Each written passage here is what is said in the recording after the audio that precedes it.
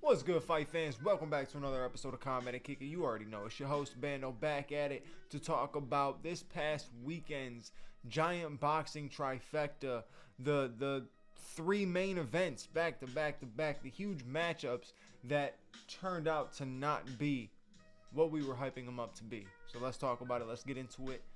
Let's smoke.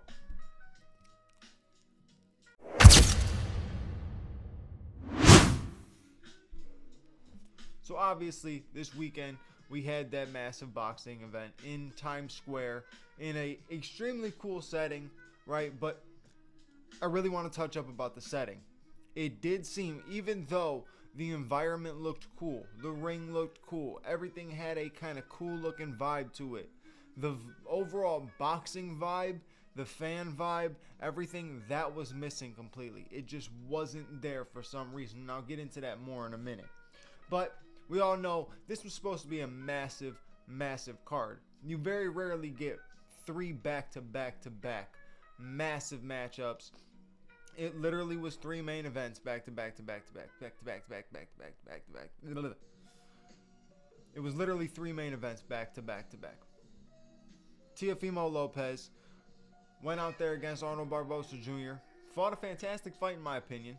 Just outboxed Arnold Barboza, didn't do anything crazy, kept it really simple, was taking over, was just showing that he was the superior boxer. It wasn't anything exciting, wasn't anything flashy, there was nothing crazy about it. He just went in there and had a overall good performance, and then had a great call out, calling out Boots Ennis, which nobody calls out Boots Ennis, and he did. So that's a big call out and a good win for him. But after that, and the first fight, that fight wasn't exciting. Like I said, I'm not gonna say it was boring, but it wasn't exciting, right? Then you look at the next fight, Devin Haney versus Jose Ramirez, and you're thinking, all right, Devin Haney's got a lot to prove coming off the last loss that he had.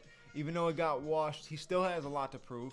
And then Jose Ramirez getting this opportunity, you definitely want to make a huge statement. Neither of them showed up in that fight. In my opinion, I hate to call somebody trying to fight a defensive, technically sound fight running, but Devin Haney legitimately seemed like he was just on his bike the whole night, constantly moving. He didn't even look like he was moving fluently either. Like, he looked choppy. Everything just looked off. He threw a couple decent punches here and there, but nothing crazy. That fight was beyond boring. And it's not just Devin Haney's fault. It is not just Devin Haney's fault. It does come down to Jose Ramirez's performance as well. How many times you're literally stalking this man the entire fight, chasing him down to end up throwing nothing. Like, Jose Ramirez's output was not there. He was not throwing enough at all. And I get it. Devin Haney was moving a lot, but there was also multiple times where he could have cut him off and caught him with something. And the moments that he did have some success throwing some punches, he didn't continue. It was a very lackluster performance on both ends. For Devin Haney, it was just a move around jab, kind of like what I predicted. It's slightly similar to what I predicted when I was saying that he might just jab from the outside and take that way and that route to victory. I thought he would come in here possibly a little bit more exciting, knowing what happened with the last fight. But instead, he put on a very boring performance. And I think it truly does have something to do with the whole entire environment of fighting in Times Square. I was about to say Madison Square Garden. They probably all would have fought better if they were in Madison Square Garden, for being honest. The fight in Times Square, it just maybe something just seemed off to them. I think one thing mainly too is when you have these guys coming to the ring in taxi cabs, getting out of the ring, walking the street to walk on top of to get onto some sort of stage to walk. It just did not seem like it hit for what boxers are looking for and what they're used to. Like I said, cool setting, but overall, I think the whole environment did not sit well with fighters, and I think that is why we got these lackluster, boring performances. Now, not that Devin Haney and Jose Ramirez was going to be an exciting performance if it was anywhere else. It might have been the same thing.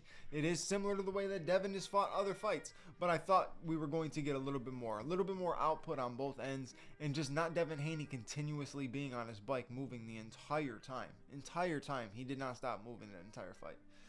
But he got the win, so I guess that's all he cares about. Now you have to hear Big Bill talk about it all the time.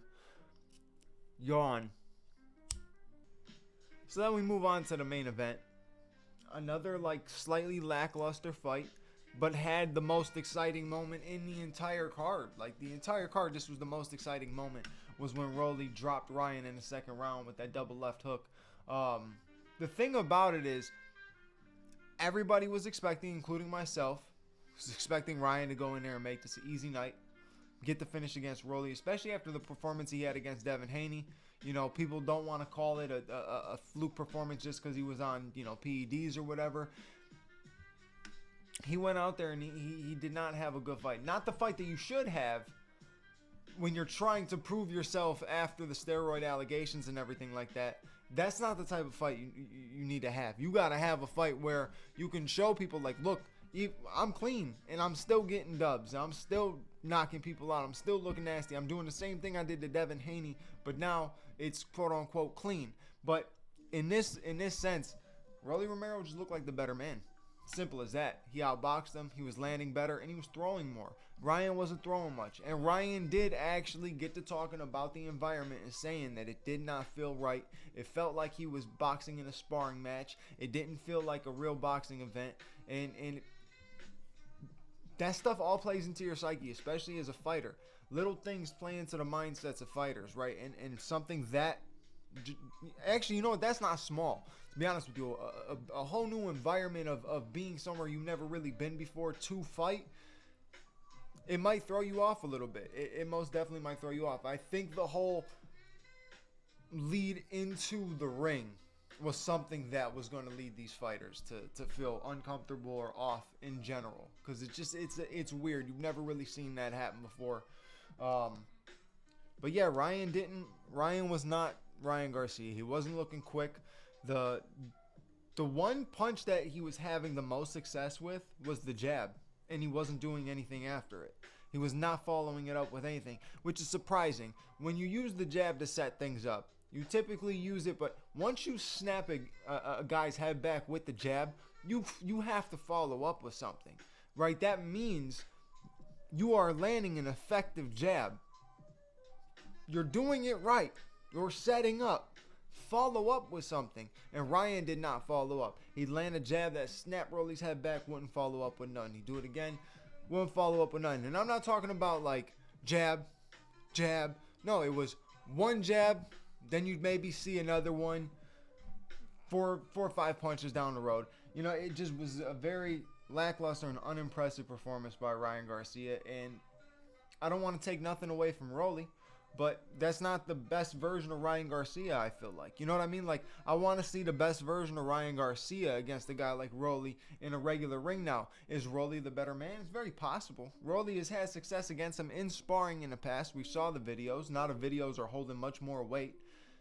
And then he goes out there and does this. Not only did he outbox him, dropping him in the second round the way he did, with the same punches that he has stumbled and hurt him with in the sparring matches, that says a lot. It really does. It says a lot. So, fantastic win for Rolly Romero.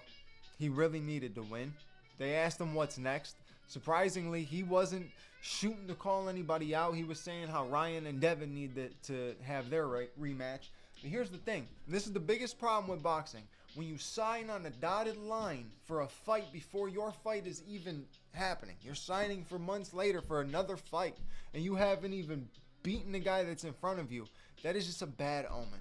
It's a bad omen. And now if you look at it with the performance of Devin Haney and the loss for Ryan Garcia, does anybody care to see the rematch now?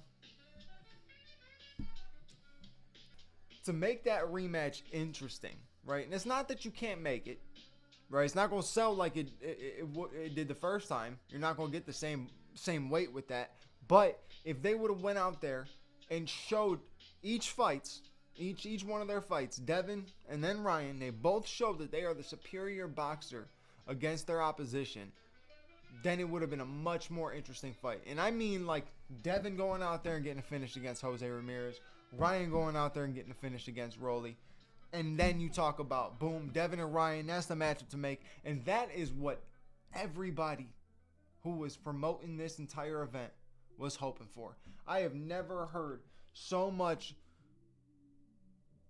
Actually, I have heard, but there was a lot of glazing of Ryan Garcia leading up until his walk, right? And then he got in there, he got dropped, and everything changed.